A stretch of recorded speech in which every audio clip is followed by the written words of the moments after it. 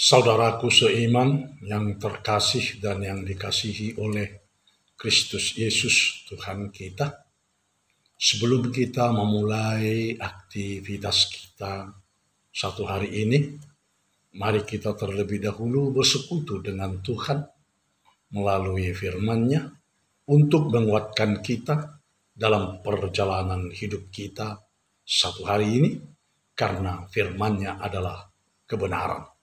Kita berdoa.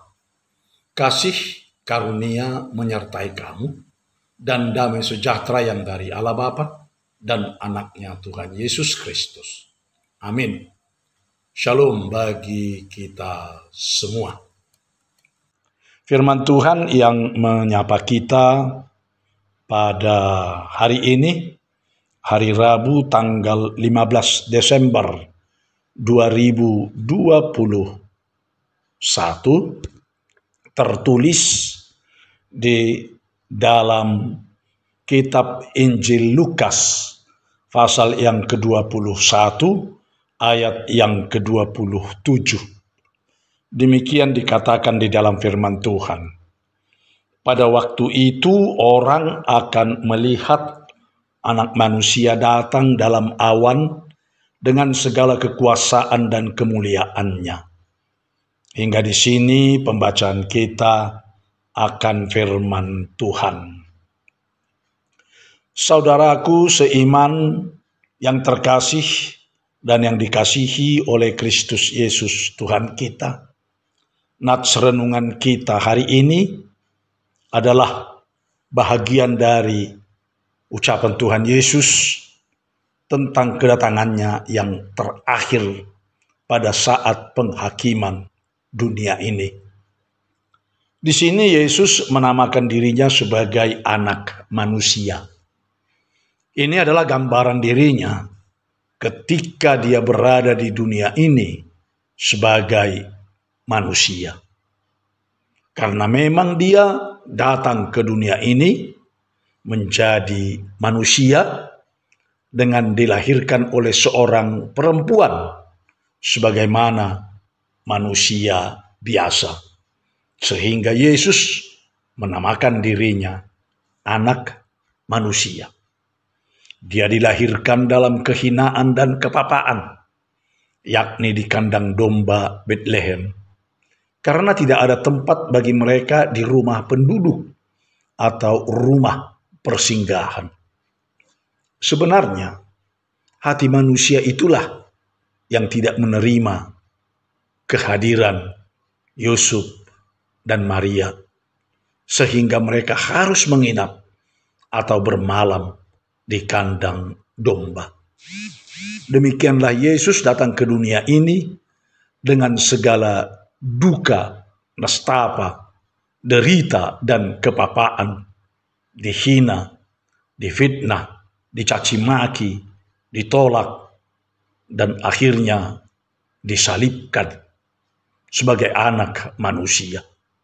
Namun bangkit pada hari yang ketiga dari antara orang mati, dan semuanya itu adalah karya Tuhan Yesus untuk keselamatan seluruh umat manusia.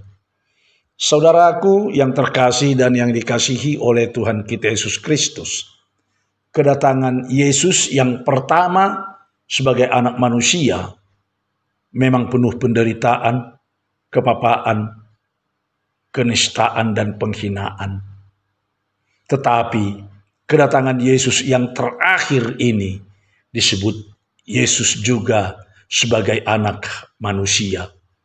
Namun semua manusia akan melihat kedatangan Tuhan Yesus sebagai anak manusia, karena dia datang bukan lagi lahir di kandang domba Betlehem, tetapi dia datang dalam awan.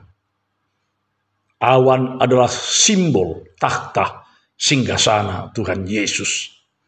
Ini menunjukkan bahwa kedatangannya yang terakhir ini penuh dengan keagungan dan kemuliaan. Karena Yesus Kristus datang sebagai Tuhan, Raja, dan Hakim Agung yang adil. Saudaraku seiman yang terkasih dan yang dikasihi oleh Tuhan kita Yesus Kristus. Yesus Kristus datang dengan segala kekuasaan dan kemuliaan. Segala kuasa dari semua penguasa di dunia ini sudah tidak berarti apa-apa lagi. Kekuasaan mereka yang dari bumi ini telah berakhir. Justru mereka juga ikut dihakimi oleh Sang Hakim Agung dan adil itu.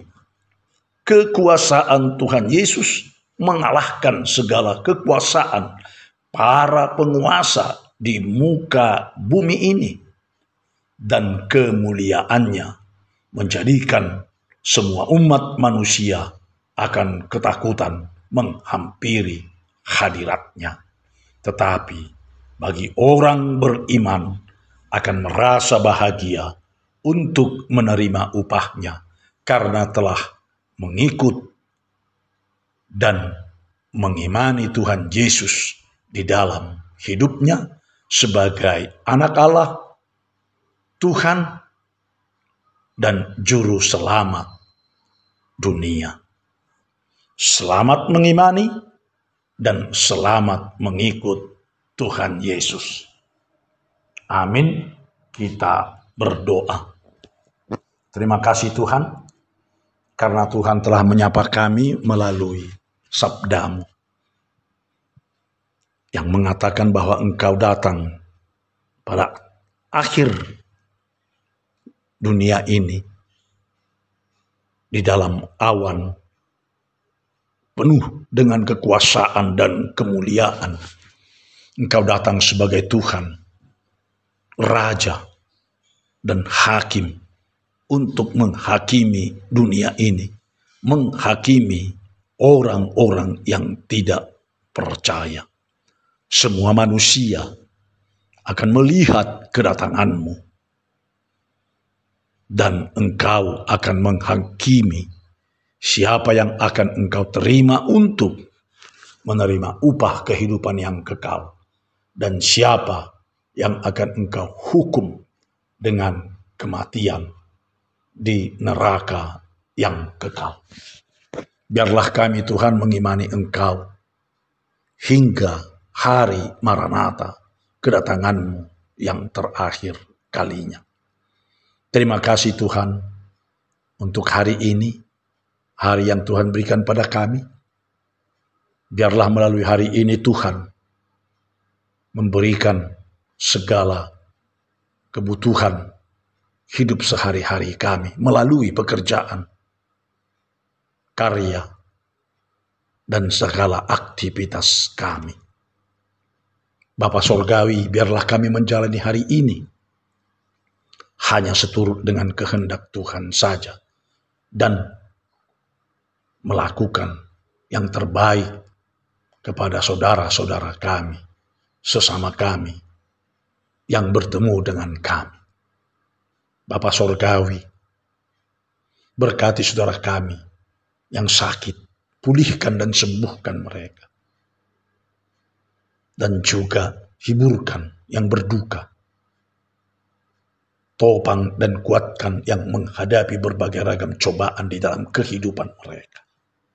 Kami mohon ampun atas segala dosa dan kesalahan kami, agar doa kami layak naik ke hadirat-Mu, dan berkat-Mu tidak terhalang ke dalam kehidupan kami, pribadi lepas pribadi.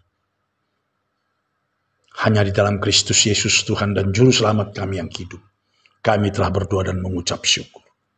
Anugerah Tuhan kita Yesus Kristus dan kasih setia Allah Bapa serta persekutuan Roh Kudus kiranya menyertai kamu semuanya.